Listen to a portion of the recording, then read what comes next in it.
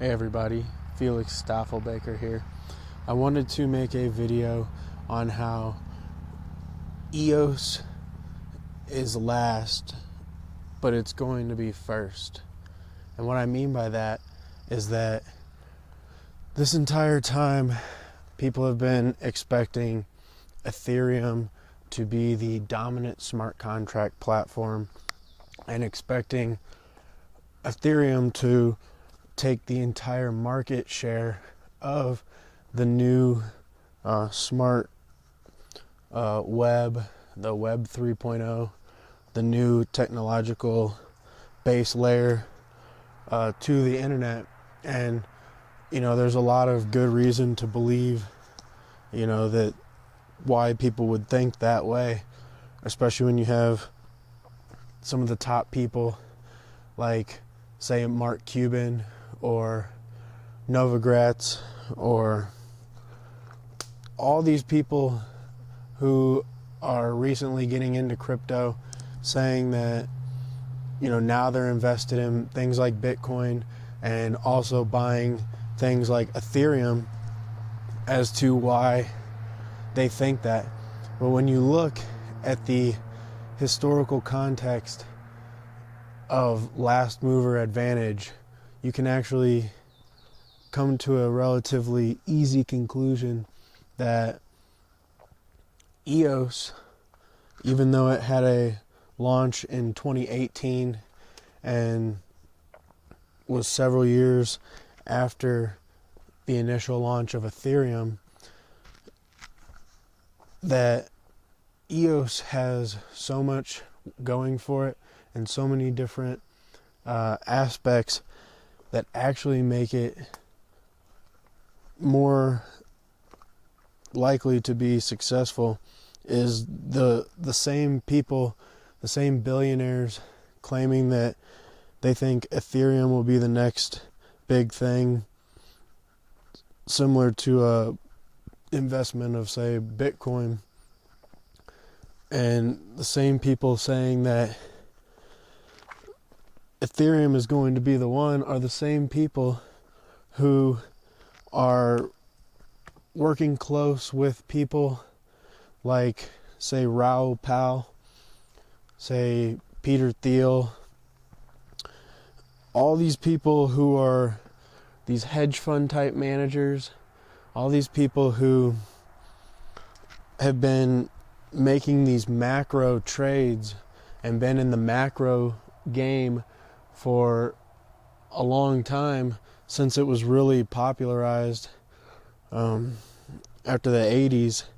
These people they've made comments where they talk about how if one person is in the trade, they're all in the trade, because they all talk to each other, they're all friends, they all worked with each other, and they're a very tight-knit group of investors, not necessarily friends, but of investors that constantly run ideas back and forth from each other, constantly are telling each other what the next thing is, what they think the next thing is, what they are planning to do.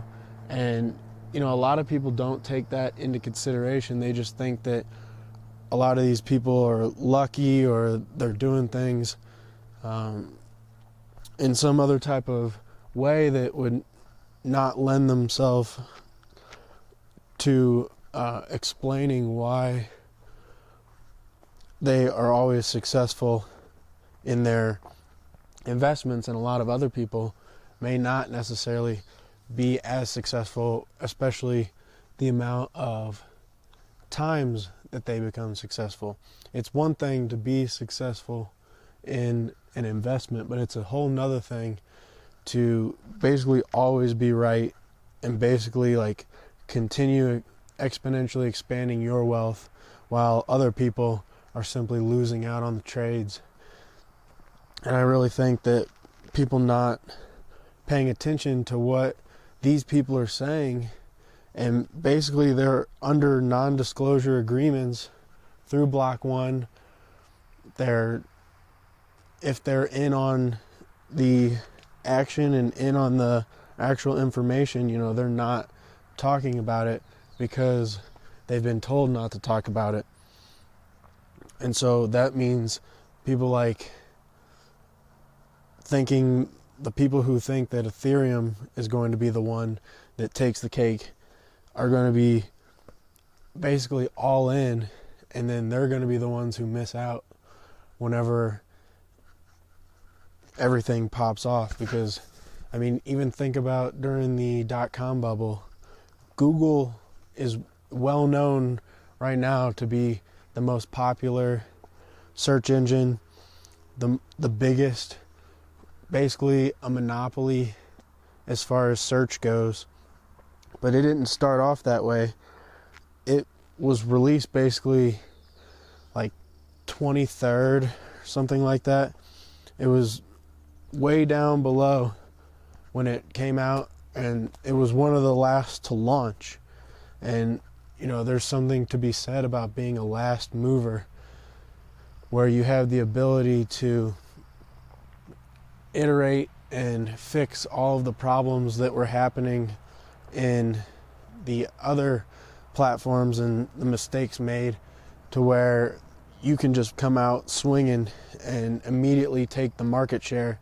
And the thing that gets me the most is the people behind EOS, the groups behind EOS, the people that want EOS to succeed, the people who are invested in EOS succeeding. Those people aren't just going to throw something away or just try something that's going to not be very successful, because, you know, their money is on the line. A lot of people don't know these giant people are invested in EOS, so it's not really about their reputation. It's more about people not understanding what's coming.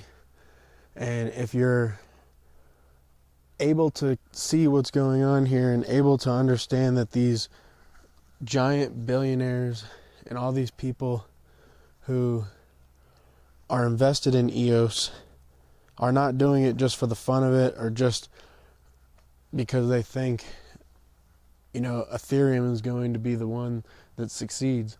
They're invested in EOS in a very heavy way through Block 1 and also through EOS token exposure.